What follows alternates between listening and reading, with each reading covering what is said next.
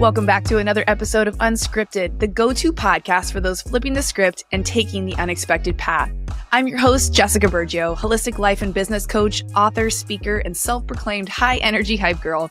Each week, I'm bringing you inside. No gatekeeping here. I'll touch on proven holistic business strategies, powerful mindset shifts that have led my clients through massive transformations, and no BS conversation with industry leaders designed to help you get out of your own way to actively pursue a life of purpose. If you're ready to ditch the limitations at the door, hit follow and get ready to be activated to step boldly towards your big goals. Now let's dive in.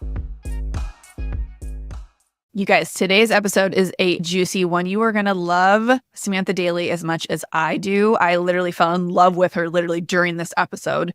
She is a spiritual business and mindset coach, certified past life regression practitioner, and top podcast host with almost 2 million downloads on her show, Make Shift Happen. How cute is that freaking name? Her journey into the world of self-development began after she graduated college and decided to take the untraditional path by turning down her corporate job offers and moving to Europe.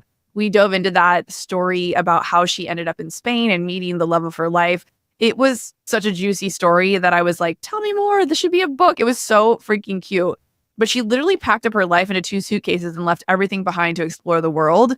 And like I said, fell in love. And now as a professional coach, she helps women all over the world rewire their subconscious minds, build successful businesses, attract love and money, and manifest their dreams by empowering them with elite mindset tools and powerful daily rituals. I think honestly, my biggest takeaway from this was just the powerful reminder that we can choose to be happy. We can choose to think the positive thoughts that we want to have in our life. We can shift our mindsets. And I don't know about you, but there's been a few seasons recently where I felt a little bit down, a little bit overwhelmed, a little bit maybe stuck in comparison. And having this conversation, honestly, with Samantha has shifted me in a way that I needed to be shifted. So I really hope that it does the same for you. And if you had a powerful takeaway, or if it is what you needed to hear today, please let us know. Please reach out to Sam and just share with us how you're going to take some action around maybe some ways that you've been feeling or things that you need in your life. And I'm always available for one-on-one. That is my favorite way to hold space and coach my clients. It literally has been a game changer for so many people in their transformation. We have a very exciting retreat coming. I'm sure you've been following me on social media and seen me posting a ton. The Unscripted Cabo retreat is going to be the last week in February. If you want to get on that wait list, just click the link below, or you can just text me on my text community platform, which is 619-332-3045. Just text the word retreat to 619-332-3045, and I will put you on the wait list for more details when that is going to drop for ticket sales. But that's going to be the last week of February. You'll be celebrating my birthday with me in my favorite place in the world, Cabo. So if you want more information on that, again, just text the word retreat to 619-332-3045. And without further ado, let's dive into today's juicy episode with Miss Samantha Daily. Guys, I just wanted to pop in real quick before we jump into today's episode and share with you why I'm obsessed with Glossy, the brand new skincare routine that you can drink from my good friend, Lori Harder. She has honestly created a product I can't live without. Let's be honest, our time is too precious for a 10-step skincare routine, let alone knowing what different vitamins you should be taking every morning. Well, the good news is Glossy can be your go-to wellness solution. This is not your average beauty product. It's a skin and gut superfood designed to work its magic from the inside out. The result? A lighter, more glowing you, ready to conquer each day with newfound energy and confidence. I've really noticed my skin is glowing and my gut feels better than ever. The probiotic that was created for this product has been run through over 30 clinical studies. The hyaluronic acid increases hydration, making your skin look and feel smoother and plumper. And we all know zinc supports our healthy immune system. Vitamin C helps to boost your body's production of collagen, while prickly pear and coconut water powder help support your hydration levels. And then my favorite, which is magnesium, helps support our metabolism, bone health, and keeps us regular, while helping to maintain reduced levels of stress. Pretty much a perfect product, in my opinion. I have a big discount for any new subscribers. Just click the link in the show notes below and grab your first order of Glossy today. And for a limited time, screenshot your receipt and send it to me in a DM on Instagram, and I will enter you into my Glossy giveaway. Now let's jump back into the episode. I'm really excited for today's guest. I've been watching her on social media. Not only have I been inspired, but I've also been really intrigued to hear her story. And I figured what better place to share it than right here on the podcast. She is a fellow podcaster and a mastermind coach and so many other things. I can't wait for us to dive into all the juicy details. Samantha, how are you? Welcome to the show. I'm so good. Thanks for having me. I'm really excited to connect and be here. And like I said, I'm here for the ride. We can take this conversation so many directions, but I know it's going to be really valuable for people. So thanks for having me. Oh my gosh, of course. And sidebar, I am going to Spain in a couple of weeks with some friends on a cruise, and we have to dive into what you know about that because this group of people that we're going with needs some inside details. And I'm trying to create a little bit of FOMO for my listeners so I can get some of the listeners to come. So if we dive into that part of it, you guys, she has some knowledge. She lived there for about 6 years. So take us back to that story because that is a really cool piece of how you came to start your business and how you came into the podcasting space as well. So introduce us to that part of your life because I feel like a lot of times the backstory is the most important piece of all of it. A lot of people see the after, which if you land on your page right now, you'd be like, oh, a lot of those must be nice. She must have just fell into something like that. It looks really pretty, but I know there's probably a lot of growth that had to happen and a lot of challenges that probably came up throughout that. So walk us through your story of how you ended up getting into the business that you're in now.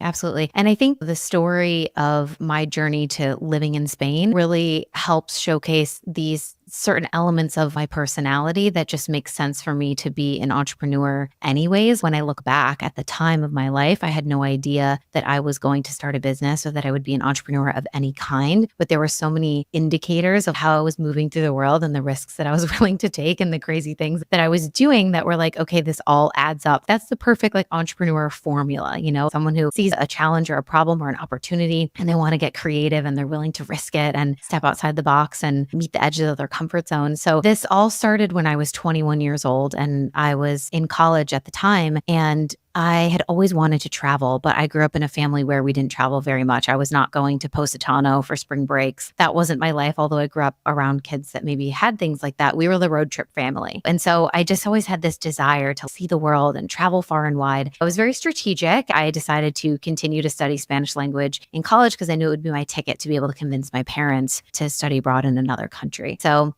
I got what I wanted. I made my wish come true. I ended up studying abroad in Spain. I'm 21. I finally made it. It's my first time to Europe. I feel the world is at my fingertips and I'm really hungry to just explore and do and see absolutely everything that I can. And so in that pursuit of exploring and seeing and doing everything possible, I ended up accidentally falling in love with a guy that I met on a dating app while I was there. I was just really playing around. I just wanted to have the full experience. I'm like, wouldn't that be fun? To just date a foreign guy and see what happens. It went a little too far. It got a little too serious. The happy ending of that story is that we are still together. So it's my partner of almost a decade now. So it doesn't have a happy ending, but it was this kind of just crazy whirlwind of like almost this Lizzie McGuire movie, I call it. I felt like I was living in a film where I was falling in love with this guy and he was showing me all around his city and we were in Madrid and just under the city lights, open wine bottle. He's teaching me things. We're fumbling over the language. He's struggling to speak English. I'm struggling to speak Spanish. It's all very cute and romantic and fun. And, we really got to know each other over 3 or 4 months. And then my trip was ending and I knew that I was going to leave and go home. And I thought that's where we would leave it and that it would just be over. And I walked away from that experience feeling really full in my heart. I felt so grateful to have made such a deep connection with someone and to actually have it be more than just the fling that I was looking for. But I really felt that I would never see this person again because it was an unrealistic thing to expect. We're 21 years old. We live in 2 different continents. We have our whole lives ahead of us. I've got to go finish my degree. He's off to get his master's degree in law to be a lawyer in a country where I don't live. How is that ever going to work? So we went our separate ways and it just turned out that we couldn't go no contact. We couldn't stop talking to each other. We couldn't stop maintaining that relationship. And so that last year where I was finishing my degree at Ohio State, I was grappling with some really hard decisions. Do I go into corporate America? Do I accept these job offers that I have in Chicago? Or do I throw all of that away and pack my life into 2 suitcases and move back to Spain on a chance, on an idea, on a possibility, on a heart-led desire? Is that crazy? Am I insane? Maybe, but what's the alternative? Was there going to be so much regret here? And so that was the first really big, brave choice that I had to make in my life, was to be willing to disappoint other people. Obviously, my parents were really invested in my education and wanting me to get a good job, and they were so proud of me. And for me to just be like, yeah, I'm going to drop all of this and I'm just going to go move back to Spain and I'm going to earn a poverty level wage so that I can teach English in the schools and date a guy that I met on an app and I have known for just a little bit of time. Don't you guys think that's a great idea? Obviously, people didn't think that was a great idea. People thought I was crazy. And all of my peers and everyone around me is making these career moves. They're excited about their 60K, 80K salaries. They're entering the corporate world and I'm just completely deviating.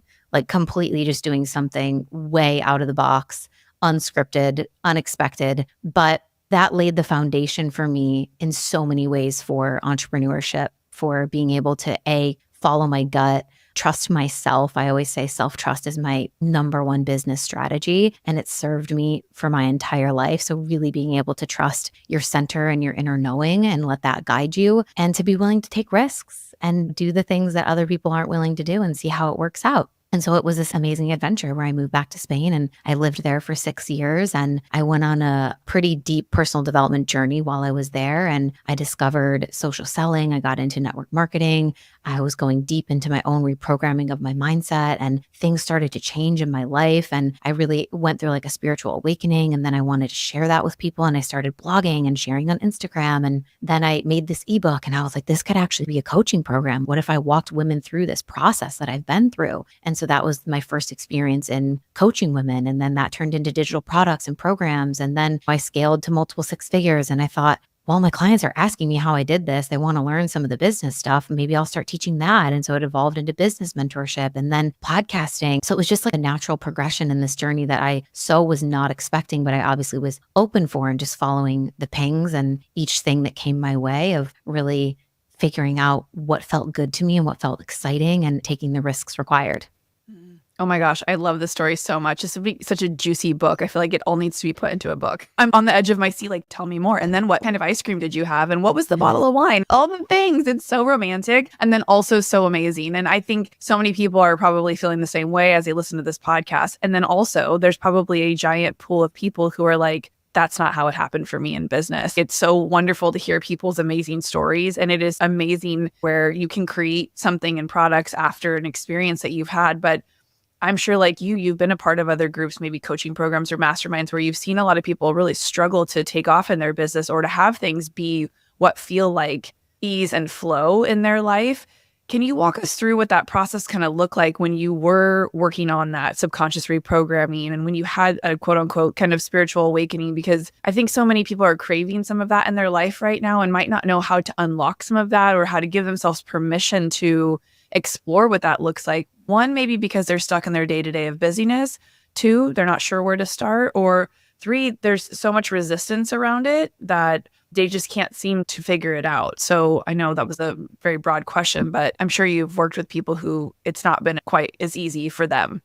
Yeah. And I think it's important to also recognize that that's like a 6-year time frame collapsed into a 30-second soundbite. So it sounds like it all worked out and it was so easy and like, oh, I just started a business and made millions of dollars and here we are, yay. Everyone else who owns a business knows there's so much more that goes into it. And there is so much self-doubt and resistance and trial and error and doing things and then pivoting and changing paths. So absolutely that has been part of my journey as well. The difference I think for when I started was I did not start with the intention of this is going to turn into a business and this is how I want to make my money and this is going to be my career path. But now, because there is such an incredible presence and this availability to us online of personal branding and podcasting, and we have all these resources and we're seeing so many people do it, a lot of people are coming into it with the intention of, I want to start a business and I want to make money from this and I want to build a personal brand. The benefit of me not knowing that was the path that I was on was that I was able to get more reps in with less self-judgment. So when you're going in and you're thinking, this is going to be my business, I want to make money from this, I want to quit my job, whatever pressures you're putting on yourself, it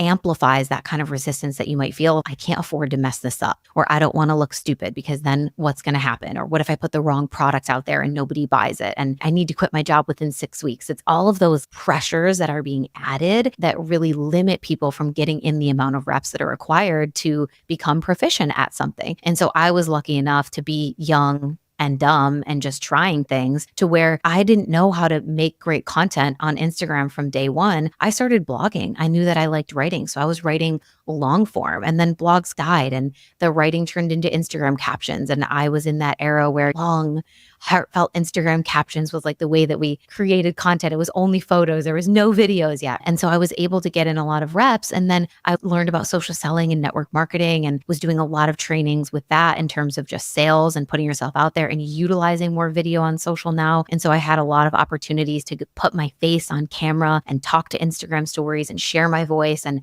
practice sounding sounding cringy and weird and whatever before it was even a personal brand or this pressure of like, I have to sell this thing or else I'm not going to be able to make ends meet or whatever. I think it's really important for people when you're starting a business that you have some sort of safety for yourself so that you can play and so that you can make mistakes and so that you can mess up. When you have no room to be able to make mistakes or mess up, it's going to be really hard for you to show up super authentically, to just trial and error things and to mess up because you feel like there's so much riding on it. So I think that's one thing that is important, is to have something in your life, whether it's savings or if you have a partner that's willing to financially support in the time of you trial and erroring, or it's you maintaining your job for a little bit longer, or maybe you can't be in this full-time role, but you want to do something on the side so that you have some sort of income coming in and you're not squeezing the life out of your brand new business, trying to make it provide for you and provide for your family or put food on the table when it's brand new and you don't even know what you're doing yet. So the reps are really required. And I was afforded the ability to do that in a messy way because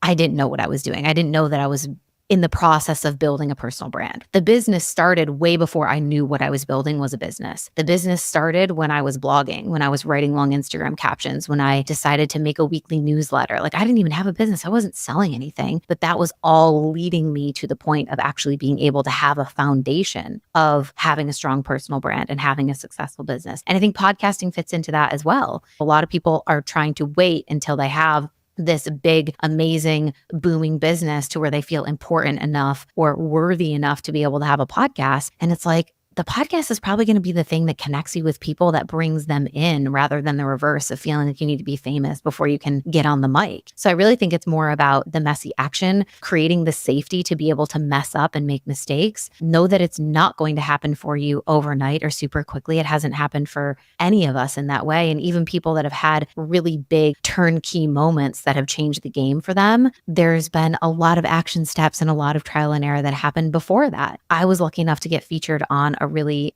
big podcast right around the start of the pandemic. And this episode went live in March of 2020 when everyone was just getting locked down. We were at home. We were bored. Everyone was looking for more information. They were looking to do the personal work. They were waking up. So I did have a serendipitous moment in my path of being featured on a podcast with millions of downloads right at a pivotal moment where lots of people were looking for the information that I was sharing as it relates to changing your mindset and your life and becoming the creator of your reality.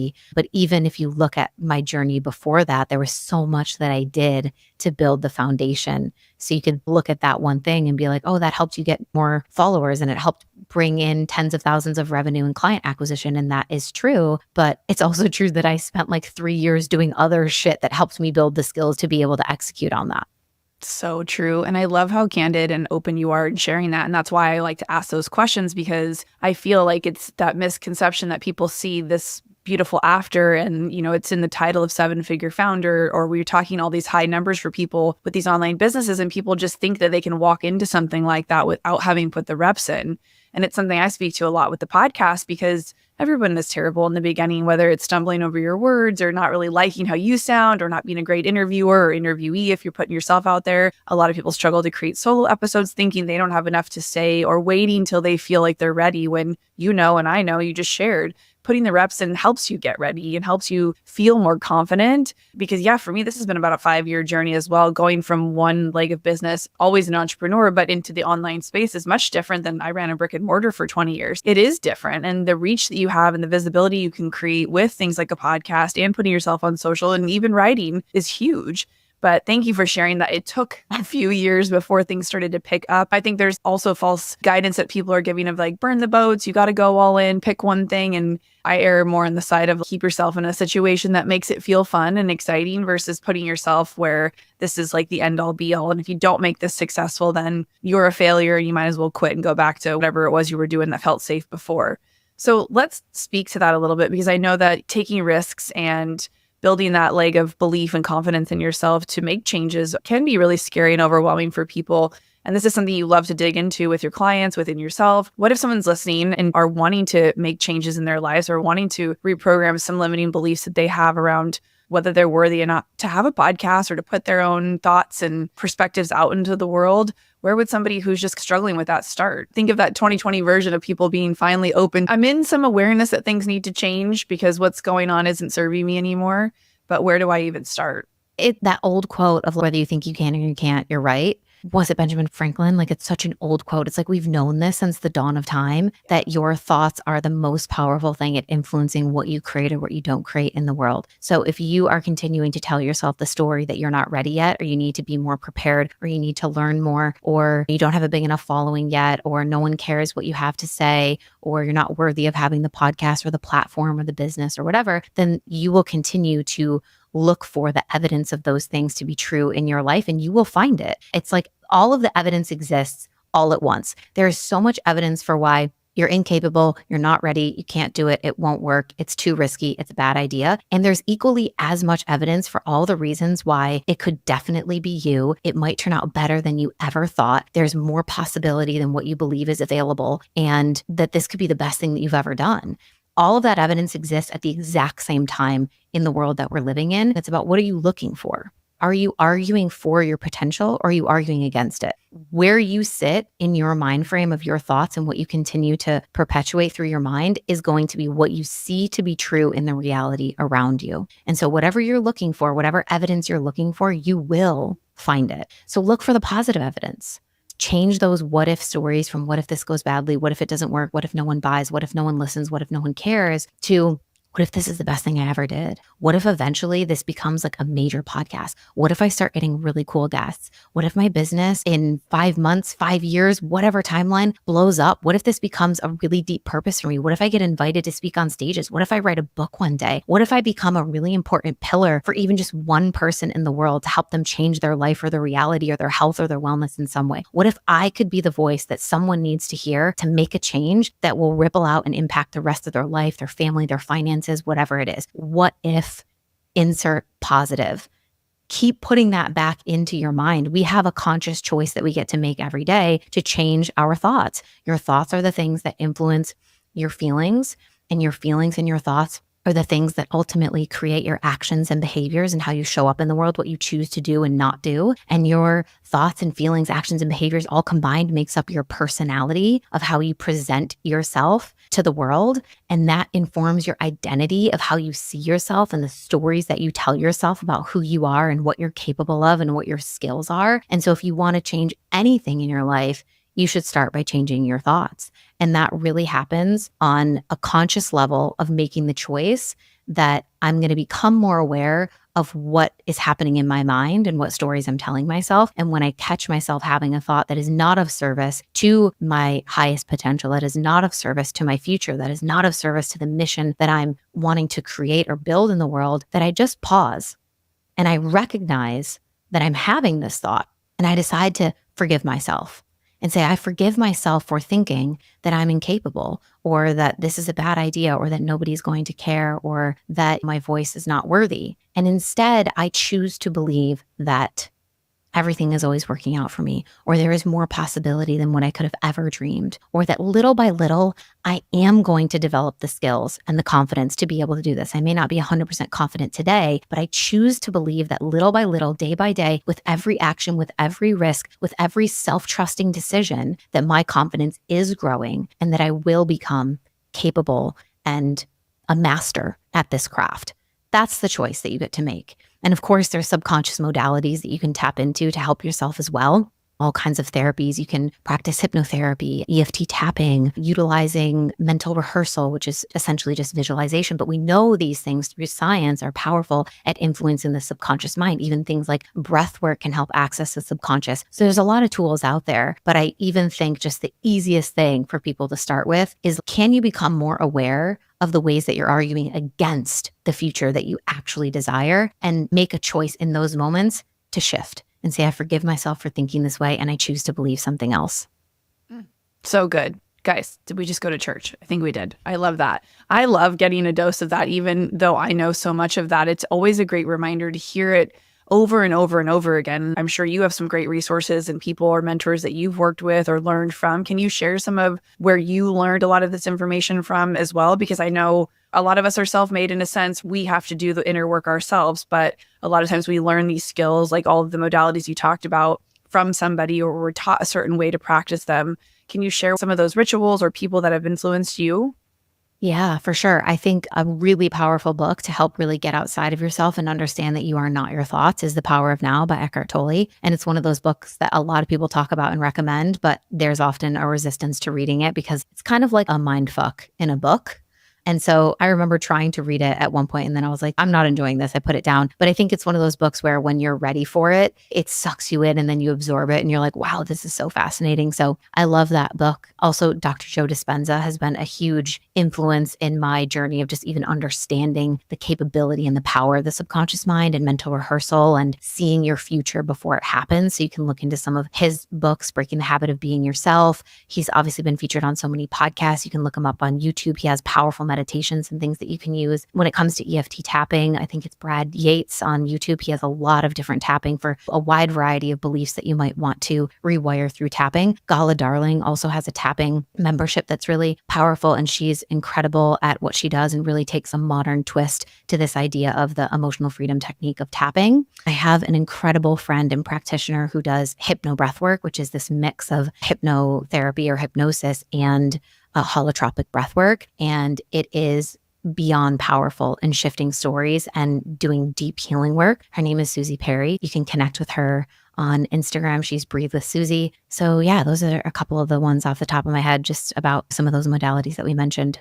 I love that. Thank you. A couple of those names I didn't know. And this is why I always love asking other people who I know are showing up big, doing the work, using the tools, because there are so many resources that we can tap into now. And sometimes we stay in our own little bubbles of what we know or what we feel comfortable doing. So I always love learning about new practitioners or people who have decided to do their own unscripted path, just like you and I, and they didn't know what they were doing until they started doing it too. I'm sure Susie, Breathe with Susie, she discovered breathwork from someone else and then made it her own and developed her own. And same with that woman Gala that you talked about. I'm sure someone helped her learn EFT tapping and she took it to the next level. And so I just want to always be the constant reminder, like you shared a ton of what you talked about, of not knowing what we're doing until we start to do it, take action. If you've gone through a transformation or if you've taken the steps to work on yourself, you do have something to share with other people. And I always try to influence people here on this podcast that if something has inspired you, changed your life, moved you, piqued your interest, to learn about it some more. And I talked this morning on my stories around even creating groups or environments that it might be something you're lacking or not having around you. You might be the one that needs to create something in order to bring those people into your world and become the person to hold the candle where everyone's like, oh, I was too afraid to start, but I'm so glad you did.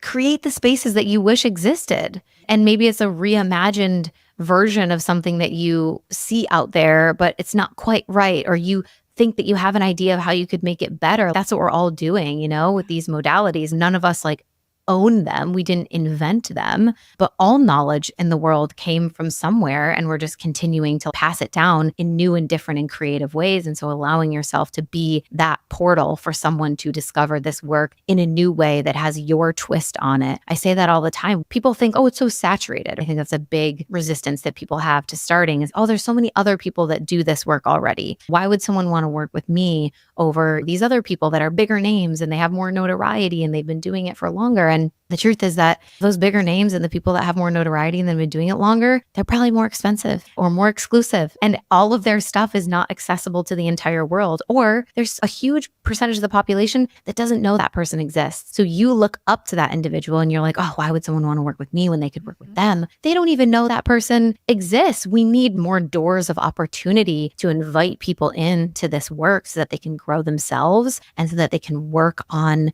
their mindsets, their life, their health, whatever it is, because I really believe the more people that we have in the world that are waking up happy and fulfilled and at peace, the better the world becomes, because then we raise children in a better environment. Our relationships thrive. We affect the people around us. Other people become happier because they're in our orbit. When we give, we encourage other people to give. When we heal, we encourage other people to heal. And so you do have a profound impact on the world, even if it starts with you coaching one person or guiding one friend through something that you learned that may not be your proprietary model or modality that you invented, but you can always put your own twist on it and add your own experience into it and give that gift of something that is really healing for someone else that they may not otherwise encounter if you were not there being the voice and the door of opportunity to open that up to them.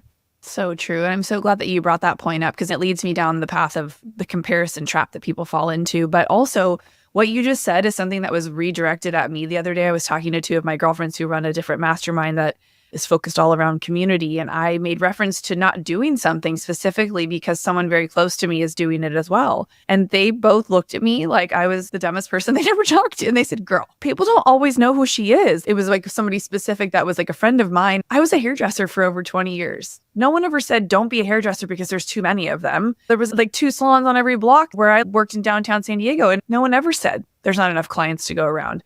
And same with the coffee shops. It's some weird misconception that we've created that on social media, because it looks like one person has taken over the market, that we keep ourselves playing small as if we can't also have that. So thank you, A, for that reminder. And B, that recently I even made a comment like that and had friends who were like, stop, redirect that. That is not true. You should still do it. 1, A, it's proof that is a need. People want that if she's creating it too. And 2, you guys are so different. What you're going to do is going to be so different than what she does.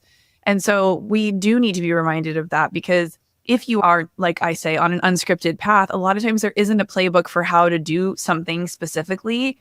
Whereas that's what most people want, is they're like, just tell me how to do it. Just give me the exact framework that you use to get from A to Z. And I'm like, well, you're not me. And we have totally different lives. You might be in a season where you don't have children, or you don't have a partner, or you have that and somebody doesn't. And so I always remind people to be mindful of who they're asking advice from. Do they have a similar life that you're looking to live? Or have you put them on some sort of magical pedestal and you don't think you'll ever live up to where they're at because they're 10 years ahead of you? So no, you probably will never catch up. I think I've done that myself by accident, putting people on pedestals and looking at what's been created, thinking, well, why would I bother to try to recreate that? And I think I sat on the idea of a podcast for over 2 years before I felt worthy enough to start just talking. So what was the turning point for you where you were like, I think it's time to take this into the podcast space and let my voice be heard on a larger scale? It was 2020. And I had been a guest on some other podcasts, and I really enjoyed that experience.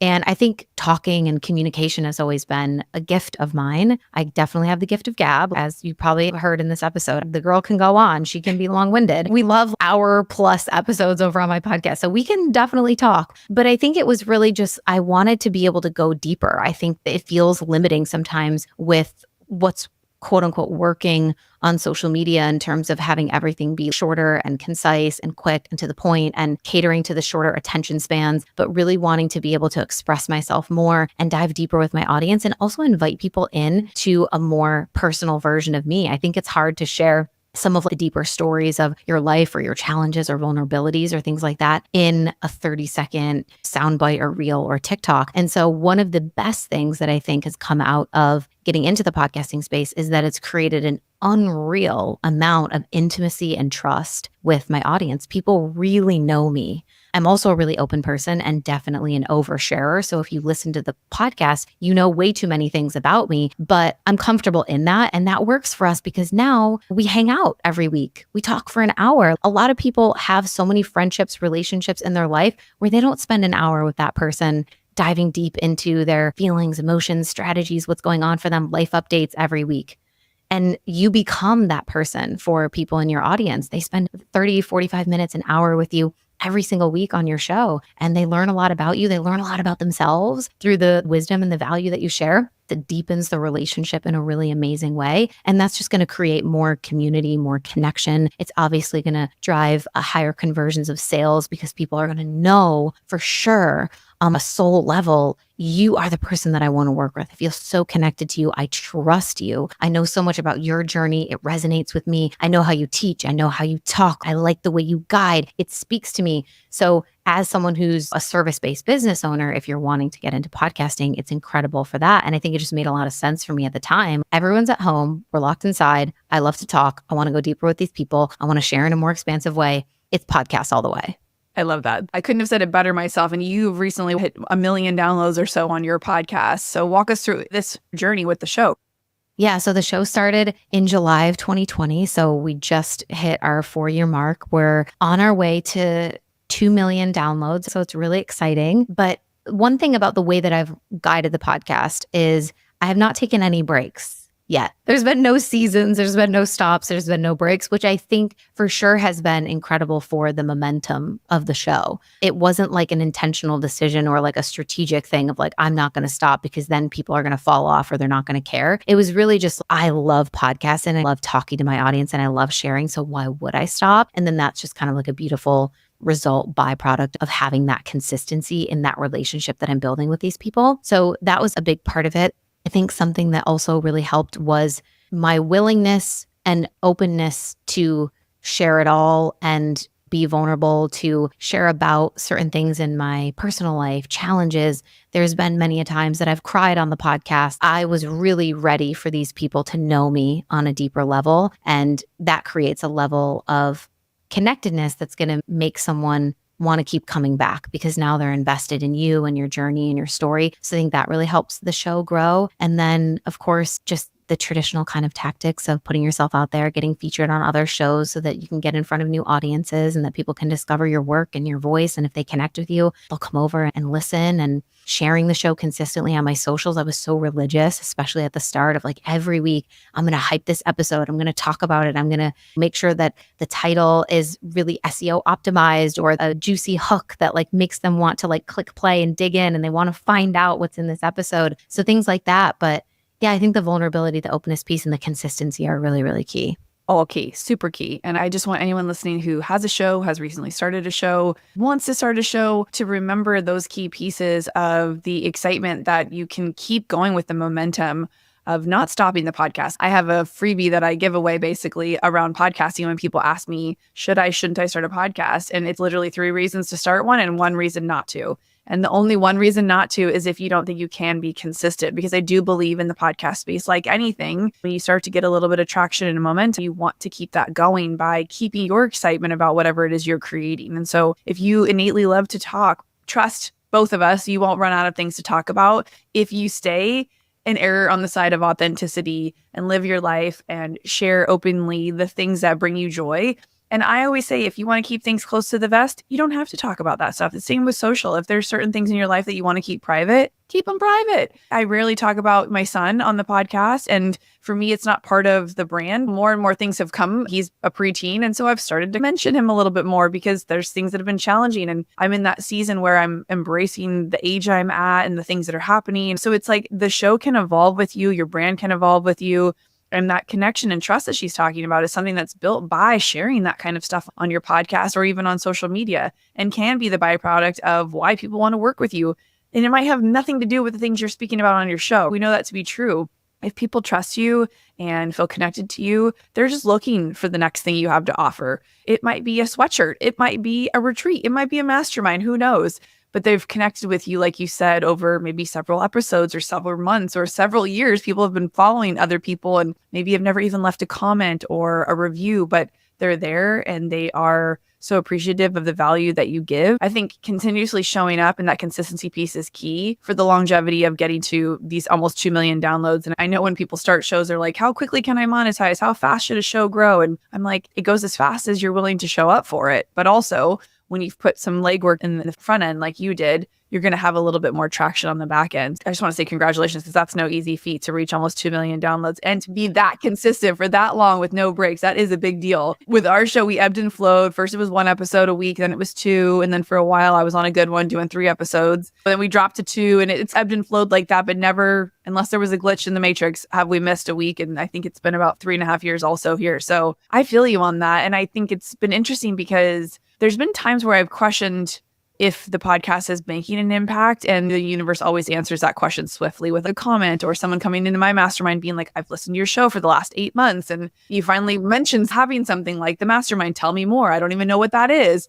but I want to be in your world. So how do we work together? And it's such a beautiful journey of getting to grow publicly. It's like when we watch child actors grow up in front of us on TV. It's like my dream of growing up on the podcast in front of people, and they get to watch that. So it's really cool. When you think about where your brand and your business is going, how do you strategically put things in place now for the future version of you and what you want to create in the future? Because I think so many people are stuck in this, like, I have to know this big grandiose vision. I have to know where I'm going before I even start. It sounds like you're someone who's obviously been willing to take messy action and just like figure things out as you go, which I absolutely love. And many entrepreneurs are like that. You have to be willing, like you said earlier, to be a risk taker. But when you think about strategically placing yourself for the brand and growth, what does that look like?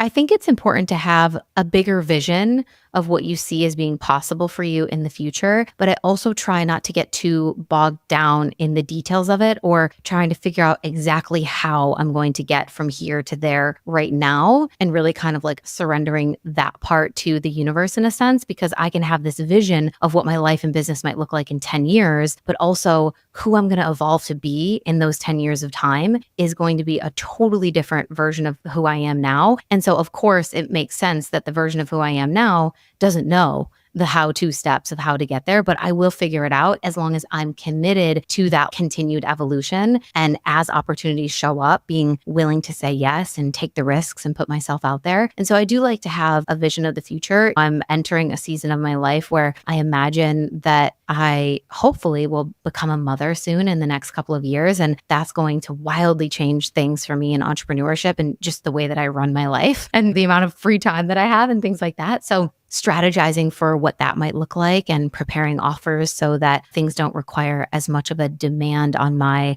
live time or live launching and things like that. For me, I think the podcast is a really great example of a long game strategy. When you start a podcast, I don't think that you should start it feeling like, oh, in 2 months, this is going to change and revolutionize my business. Podcasting for me, same with like a YouTube channel or something like that. I think any of these long form content channels that's a long game strategy. And so I like to look at podcasting as a potential off ramp for me from some of the things that currently occupy a lot of my time. So yes, there's probably a version of the business in the future where I'm not doing as much live coaching, or maybe I'm not guiding as many live masterminds and things. What is the off ramp from that? If the podcast continues to grow, maybe we have incredible sponsorships. Maybe that becomes like a full-time gig and I'm just a podcast host. So painting the vision of what could be possible for you, but then continuing to walk in faith and knowing that the steps will reveal themselves as long as you continue on that path, being committed to the evolution. I love that so much. Great answer. It's always tricky since some people have a 5-10 year plan just so mapped out. And I'm always just mesmerized by those people. I feel like if I did that, it would never go exactly as I had mapped it out to go. So it might serve you in the sense of feeling like you have some structure and you have a roadmap and you can move forward, but you also have to always stay open to the twists and the turns and the magic and not be so rigid in your planning of like, no, well, I said in 90 days I had to do this, but now there's this other opportunity or I'm feeling something different in my body or in my intuition and it's guiding me to this new idea or I want to create this new offer. You can't be so stuck in the plan that you are turning your back on the magic that's wanting to come through. I agree with you so much on that. It's so true. So you mentioned a few times masterminds. I just got done with my very first round of Unscripted the Mastermind, which was an incredible experience with the women that were in it. And I would love to hear your development of creating your mastermind, if you've been a part of one before, and how you came to create yours and what that looks like.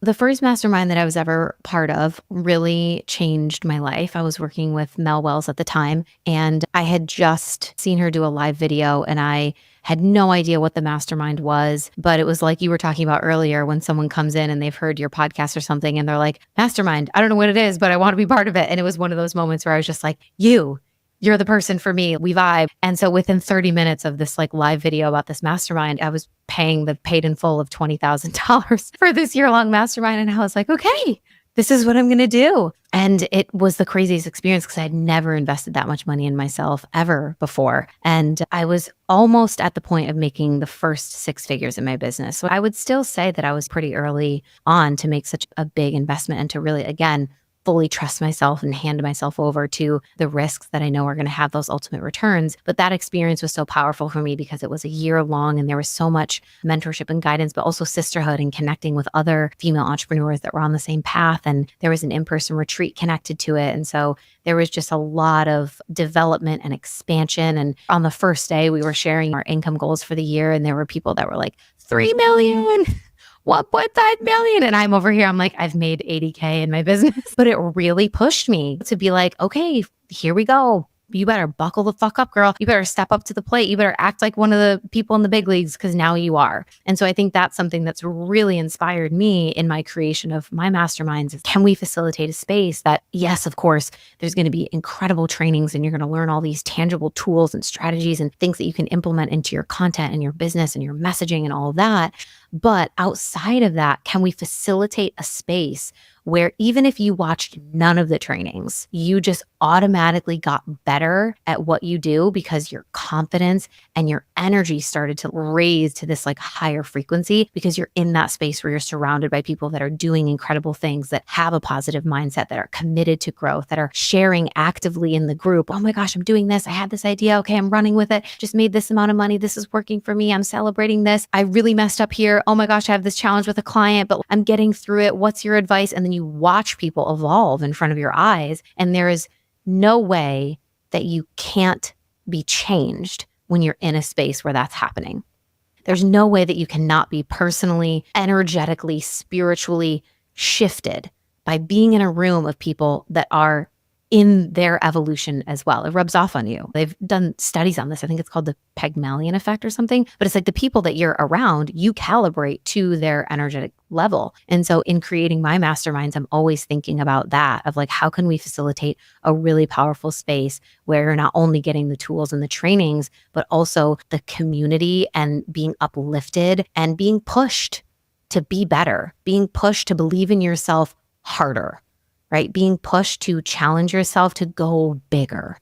And I think so many of us need that, no matter where you're at in business. You could be an 8-figure, 9-figure earner, and those people are smart enough to know that they're not done yet and there's more available. And so they can get in a room with people that are inspiring and expansive to them. I think it's really important to surround yourself with expanders always.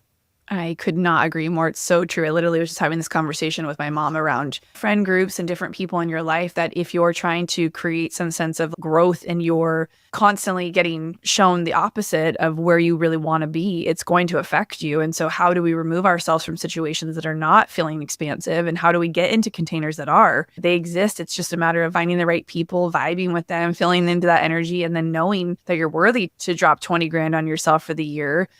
If maybe that's something you'd never done before. I felt the same way when I joined my very first mastermind, which was about half the price, but it was about half the year. And same thing, getting in that room, just being around other people who were talking differently and had like a growth mindset, had different experiences in business than me, different backgrounds in life, and just getting to hear all of that. It was like every limiting belief I thought I had, I was like, oh, they have ones that are different but similar. How can we all work through our own challenges and then hold each other accountable? And it's made massive shifts in my life as well. I definitely wouldn't be where I'm at if it wasn't for that very first investment myself. So again, we talked about this earlier, taking something that we had a transformation in and then recreating it and making it our own. So I hope this episode gave people confidence to step into whatever maybe they've been resisting. I'm talking to you, whoever's listening on your walk, in your car. We are talking to you. And I think, like you said earlier, we need more doors for people to be walked through or to be held open for us so that we know that we're worthy of anything that it is that we want to create. And I'm just so obsessed with anybody who's taking a slightly unscripted path, which is predominantly all entrepreneurs in a sense. I know there's still a lot of corporate people that live maybe an unscripted life. For those of us in the entrepreneurship space, I hope this podcast episode was supportive. I hope you go follow Samantha. Where can we find you? Where's your favorite place? Obviously the podcast. By the way, guys, in the intro, you'll hear it, but the Make Shift Happen, I think is the cutest name and the best name I've ever heard. I love it so much.